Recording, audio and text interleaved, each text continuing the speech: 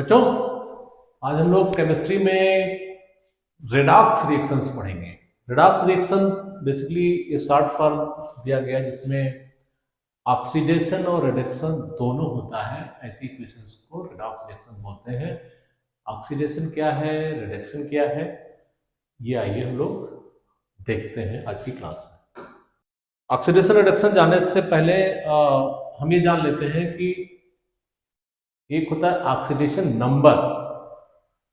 वो oxidation number क्या होता है, उसको कैसे असाइन करते हैं।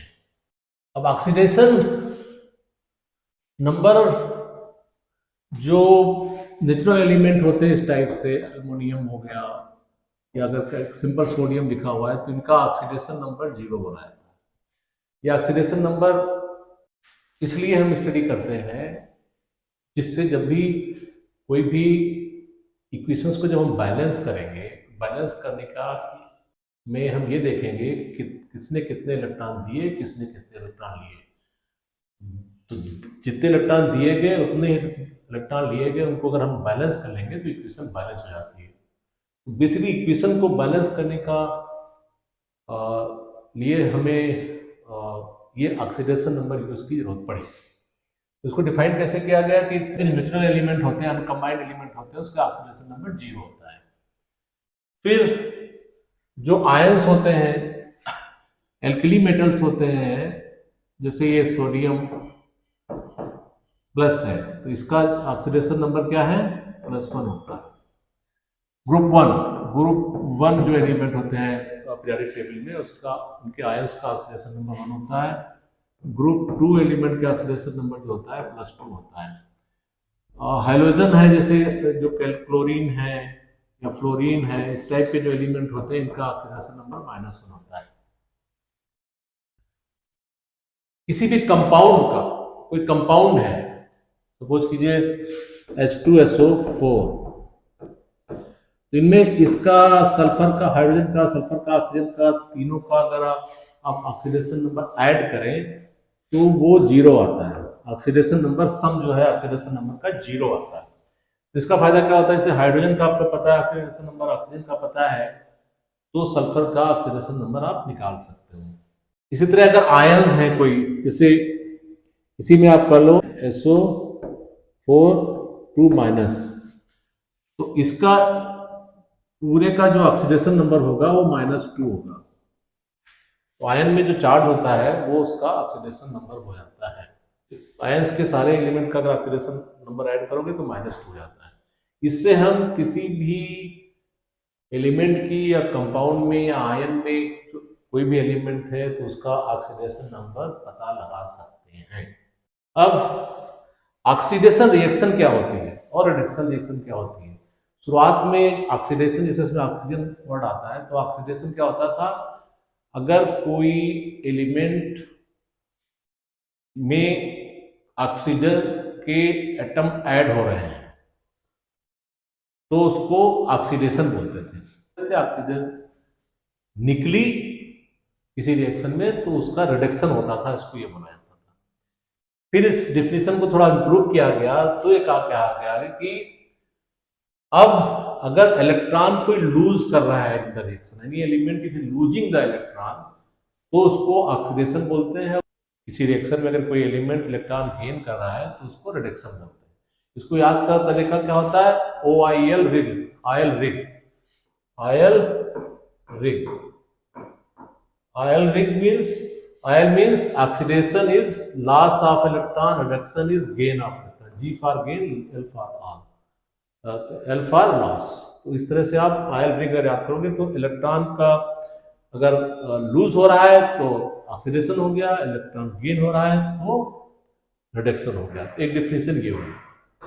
फिर आज की डेट में हम उसको ऐसे करेंगे, क्योंकि ऑक्सीडेशन नंबर आपको बता दिए है। ऑक्सीडेशन नंबर किसी एलिमेंट्स का, किसी भी इक्वेशन में सबके ऑक्सीडेशन नंबर आप लिखिए ऊपर सारे एलिमेंट्स का।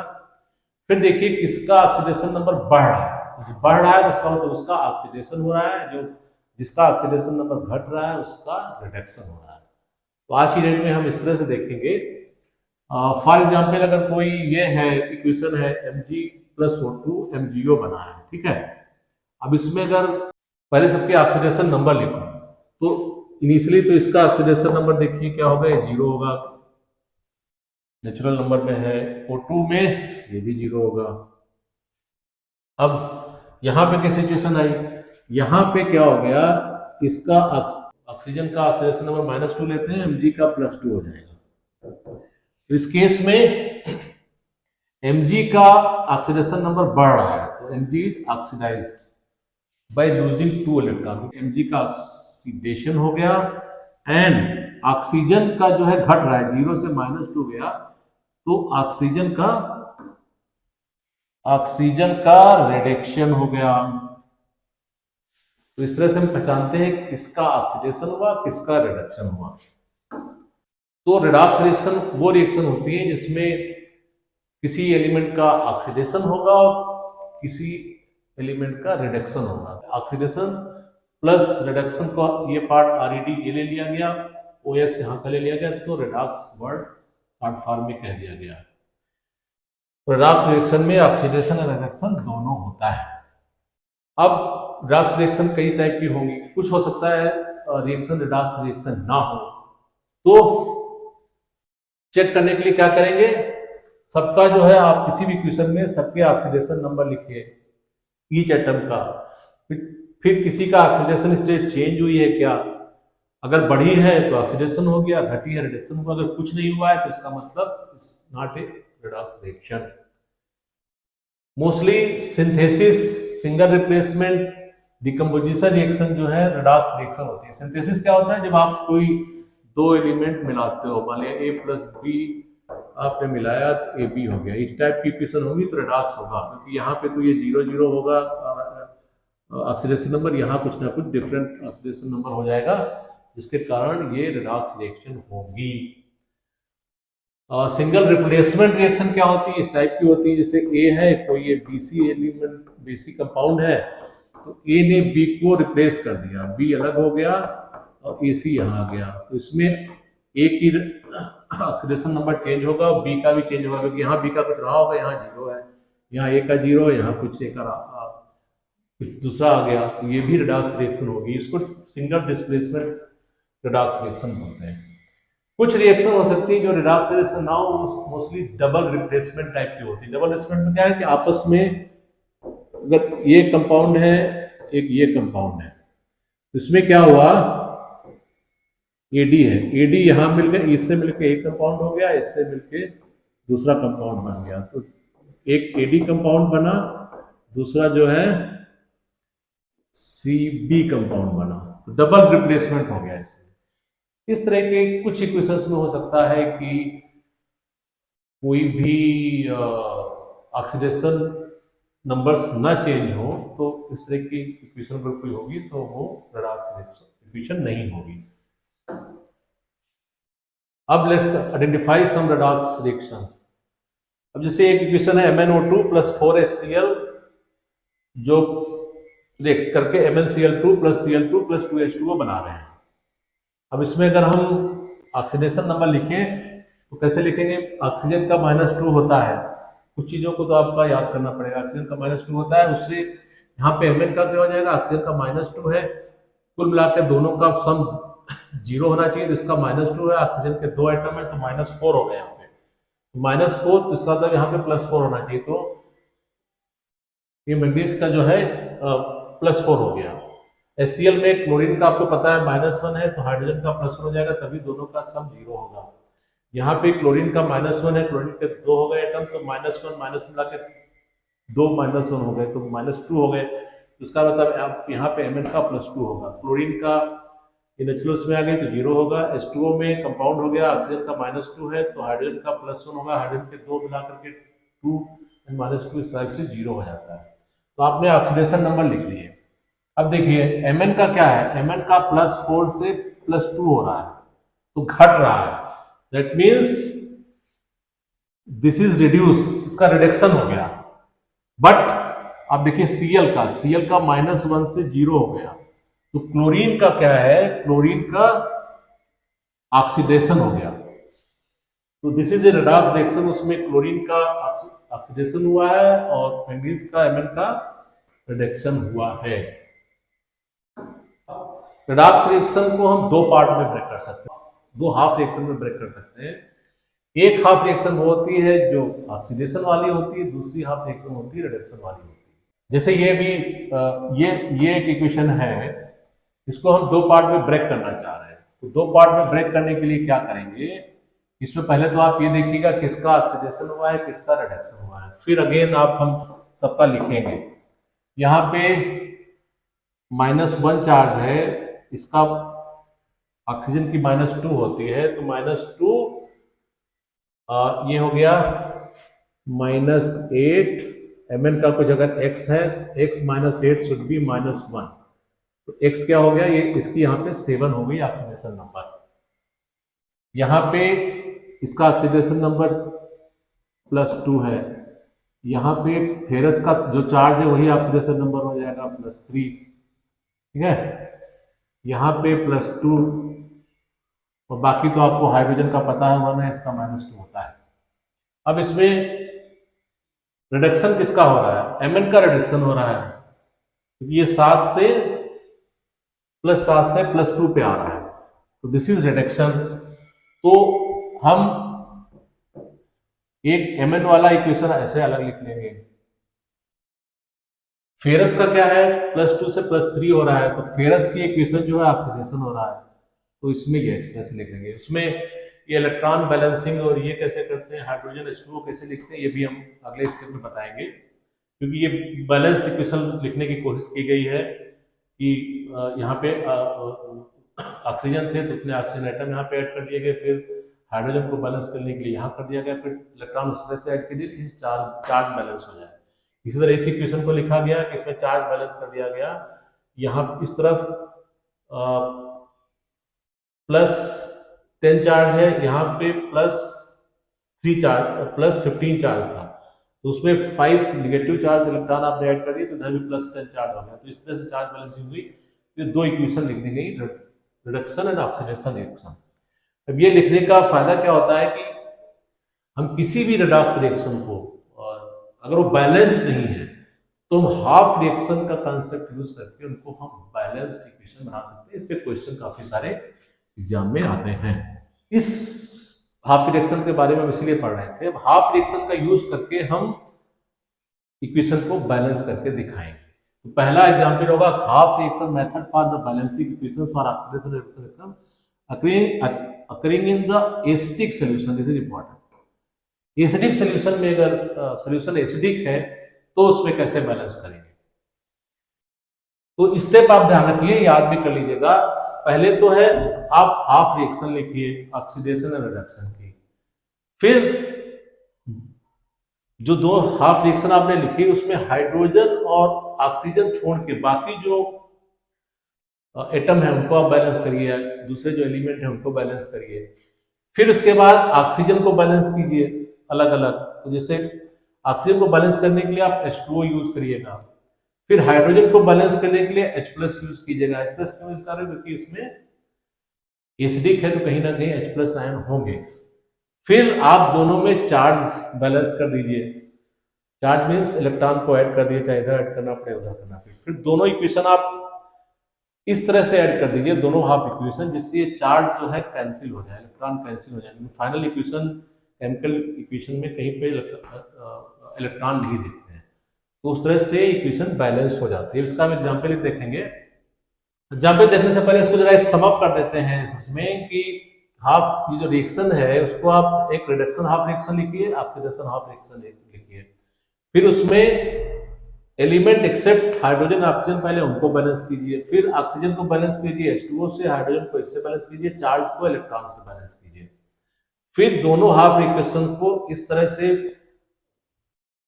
मल्टीप्लाई करके कि उसके इलेक्ट्रॉन कैंसिल हो जाएं, फिर जो इक्वेशन बनेगी वो बैलेंस्ड इक्वेशन बनेगी। अब हम इसका एक एग्जांपल देखते हैं।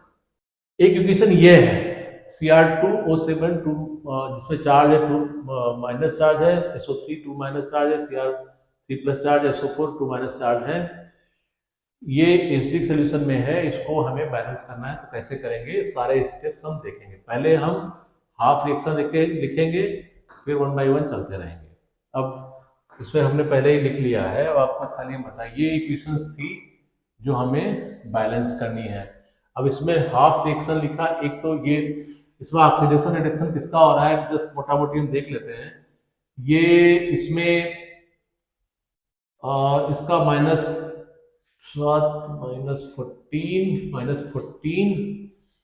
और -12 होना चाहिए था, -12, तो ये इसका तो +6 ये ऑक्सीडेशन नंबर है। यहाँ पे सल्फर का कितना है, +4 है।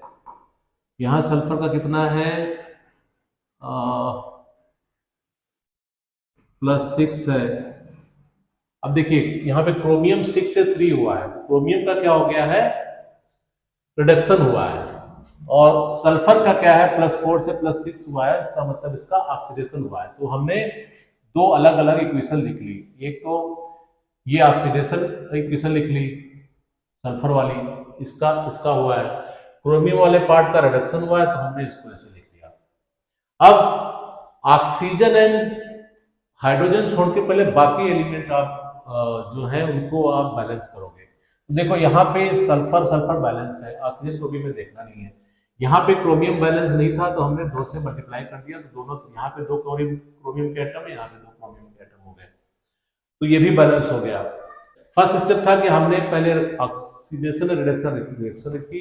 दूसरा स्टेप था कि हमने ऑक्सीजन और हाइड्रोजन छोड़ के बाकी जो एलिमेंट थे उसको बैलेंस कर लिया, उसे मल्टीप्लाई कर दिया। अब थर्ड स्टेप क्या आएगा कि हम ऑक्सीजन को बैलेंस करेंगे।